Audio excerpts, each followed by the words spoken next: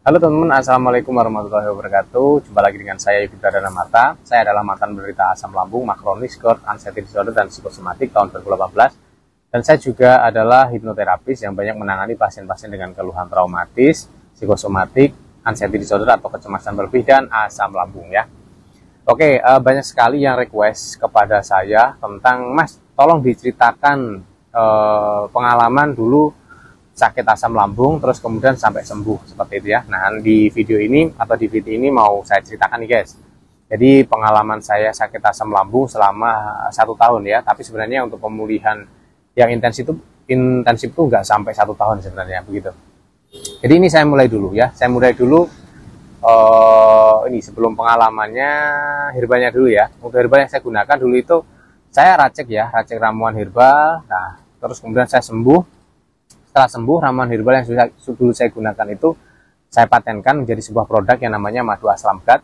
Kalau nanti teman-teman pengen check out di keranjang kuning. Kalau misalnya nanti keranjang kuningnya nggak ada, teman-teman bisa check out di keranjang kuning saat saya live streaming ya, seperti itu. Nah, namanya madu aslamgat dan madu istifat. Oke, pengalaman saya sakit asam lambung. Yang pertama, dulu memang saya tuh suka sering telat makan ya. Biasanya saya sarapan itu terlalu siang karena saya tuh dulu guru guys. Saya dulu guru.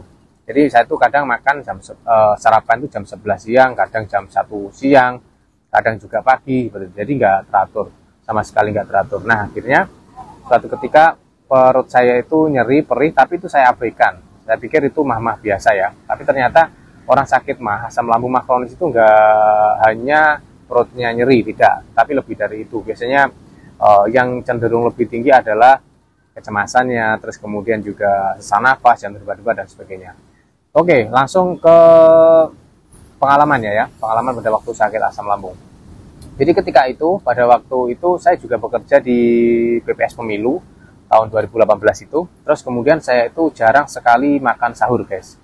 Ya makan sahur saya jarang sekali karena pada waktu memang puasa Ramadan. Ya, setelah itu pada waktu mau malam takbiran itu ya, malam takbiran itu saya dan teman-teman SMP saya kala itu reuni mau ngadain bakti sosial ya, bakti sosial lah, kita iuran sejumlah uang gitu nanti untuk kita belanjakan dan sebagainya. Akhirnya di tengah malam itu kita kelaparan guys, di tengah malam itu kita kelaparan. Nah, di tengah-tengah kelaparan itu ya, tapi sebelumnya itu saya udah makan coklat banyak banget ya. Memang makan coklat itu banyak banget karena memang coklat itu makanan favorit saya kala itu, dan memang banyak saya makannya. Terus kemudian di tengah-tengah malam itu kita kelaparan, kita memutuskan untuk cari makanan guys. Nah, kebetulan makanan yang ada itu pedes banget ya. Kita cari adanya nasi goreng, dan nasi gorengnya itu sangat pedes luar biasa ya. Kala itu nasi gorengnya pedes banget ya, level tidak tahu levelnya berapa, yang penting pedes banget. Nah, akhirnya pada waktu setelah itu saya makan 2 sendok nasi goreng itu udah nggak kuat banget ya, saking pedesnya tuh udah nggak kuat. Nah teman-teman, akhirnya setelah itu ya, sebentar ya. Nah, setelah itu guys, makan 2 sendok udah nggak kuat itu ya, udah nggak kuat, tetap saya paksakan makannya nasi goreng itu. Nah, akhirnya teman-teman itu nasi gorengnya tinggal setengah piring ya, setengah piring aja. Dari kita pulang, udah nggak ngerasain gejala apapun pada waktu itu. Nah, pada waktu sholat Idul Fitri guys, pada waktu mendengarkan khutbah seperti itu ya, itu baru mulai kerasa. Kayak itu saya seperti kayak mau pingsan gitu rasanya. Les gitu ya. Nah, ketika itu terjadi teman-teman, saya merasakan seperti les gitu ya. Tiba-tiba ya kayak mau pingsan lah, intinya kayak ngantuk banget gitu. Nah, akhirnya pada waktu sudah selesai sholat Idul Fitri, pulang ke rumah tuh ya, di jalan itu saya merasakan tiba-tiba jantung saya tuh debar-debar kenceng banget. Debar-debar kenceng banget, super kenceng, disusul dengan nafas pendek. Nah, sampai di rumah nafas pendek itu saya. Nafas pendek, terus kemudian jantung debar-debar, sampai nggak bisa nafas guys. Saya itu sampai nggak bisa nafas, benar-benar kayak orang tenggelam itu ya.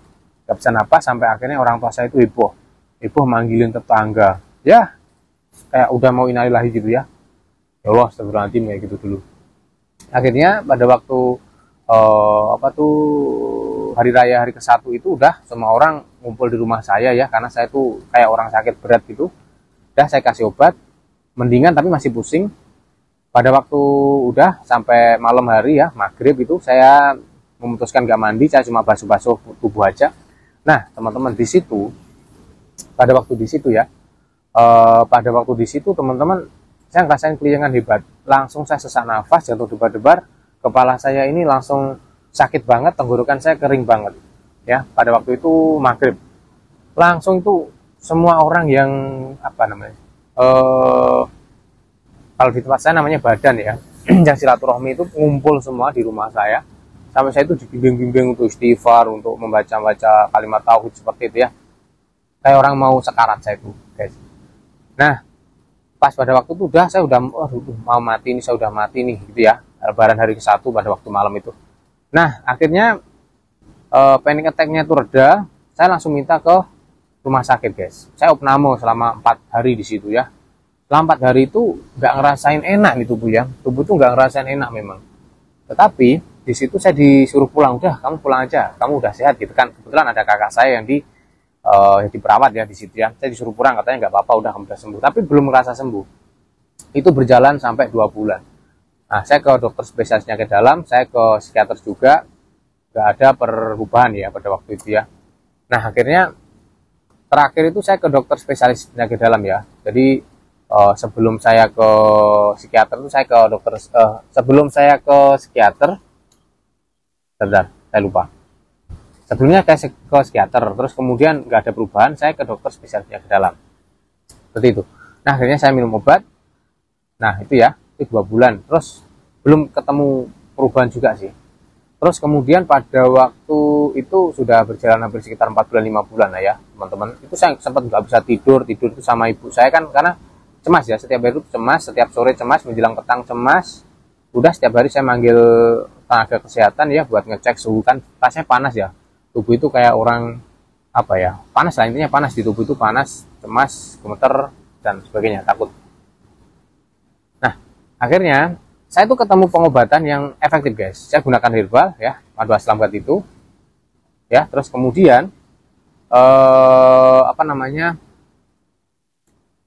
saya hipnoterapi, teman-teman ya, hipnoterapi. Jadi kala itu saya menggunakan file hipnoterapi. Nanti teman-teman juga bisa, misalkan mau file hipnoterapinya itu juga bisa, nanti teman-teman bisa dapatkan di Keranjang Kuning. Kalau nggak ada Keranjang Kuning, teman-teman gabung di live streaming saya atau di etalase profile ini ada seperti itu. Jadi ada file hipnoterapi yang saya dengarkan setiap hari.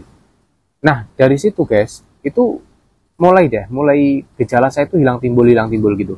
Yang tadinya itu nggak ada, yang tadinya itu ada hilang, yang tadinya hilang muncul lagi gitu. Tapi udah mulai enakan nih, pikiran udah mulai enakan, udah mulai bisa tidur. Nanti cemasnya itu hilang timbul, kadang keluar, kadang enggak gitu ya.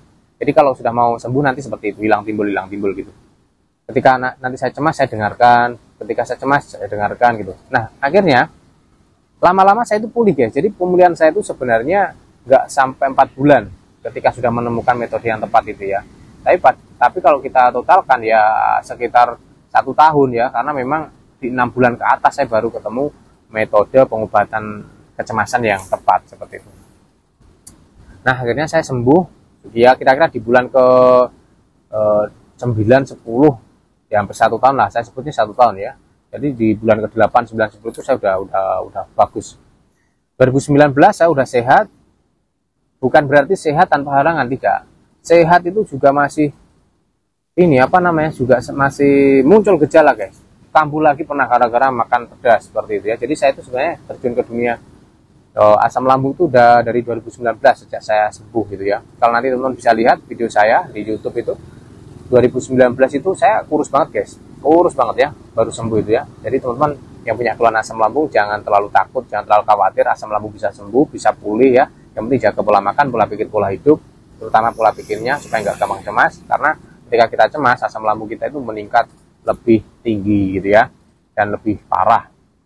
Jadi jangan khawatir, kalau saya bisa sembuh, insya Allah teman-teman semuanya juga bisa sembuh gitu ya.